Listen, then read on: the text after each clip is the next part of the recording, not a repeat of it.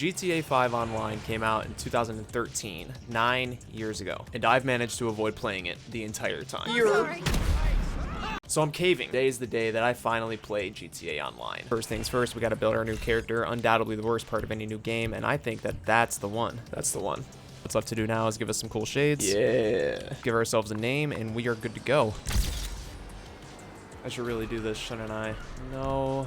So even though I say no, I reluctantly proceed to do the tutorial anyways. I grudge my way through it, and before too long, we are ready to get into action. Lamar, the man. I see you up in this motherfucker now, huh? I'll come here, holler at your boy. You gonna eat my dust, punk. Yeah, we'll see about that, buddy.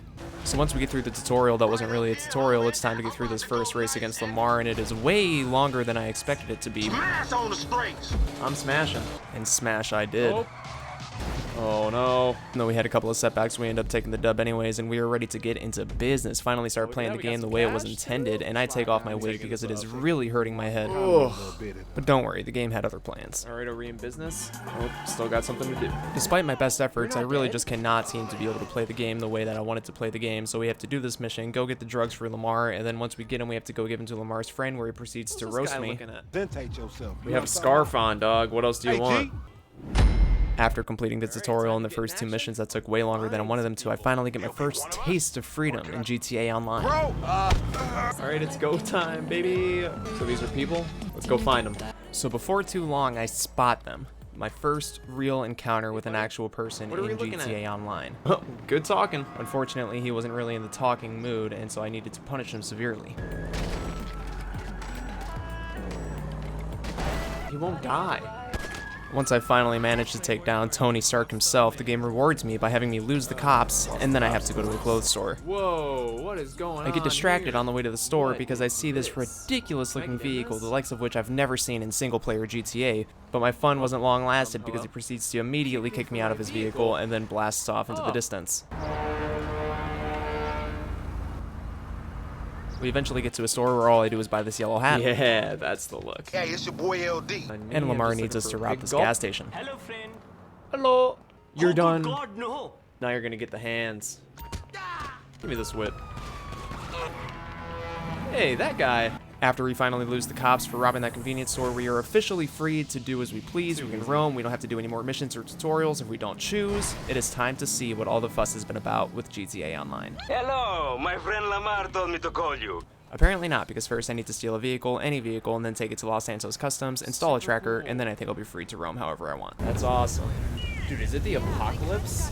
Never mind, because the game really wants me to go to the Cypress Flats. I find a gentleman on this rainy night dancing on the sidewalk. Me and him decide to hang out for a little while, and we go on a joyride in his G-Wagon, but not for very long because the buildings are collapsing around us, and I decide that I want to try and steal this really cool looking car.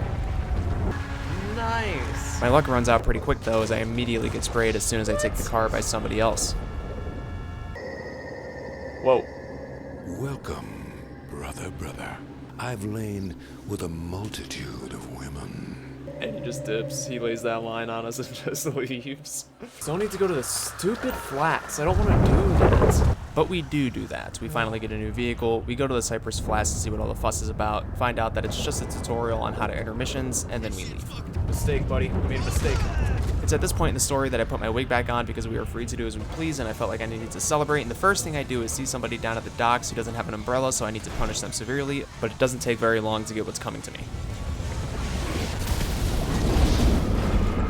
I was minding my own business. Did you guys see that? I was minding my own business. I didn't do anything to anyone. I wanted to believe that I was the good guy, that I was going to be one of the good ones, that I was going to make a positive change, but it was all a lie. I had gotten bitten by the bug, and there was no turning back now. Is that a UFO? I was joking when I said that this was the apocalypse. Whoa, friend. Look at this. What is this game? I take the car of the guy that I just killed in cold blood and decide that I want to go roam the town and see what kind of trouble I can get into before immediately getting blasted. What's up, dude? It doesn't take very long for me to find the man who had just blasted me into oblivion, and so I decide that I need to get a good look at his face. Not a single word was exchanged. I understand him, and he understands me. I thought that this was going to be the beginning of a long friendship, but just like real life, you don't know your real friends until you get into a little bit of trouble and see who sticks by your side. Dude! He did! I thought we had something! I thought we were friends, man! Abandoned, I decided to try and take my own life, but God had other plans for me. I wasn't getting off that easy.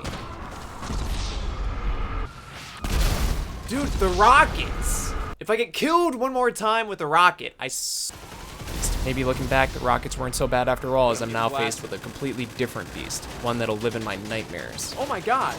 There's no one in there! Get out!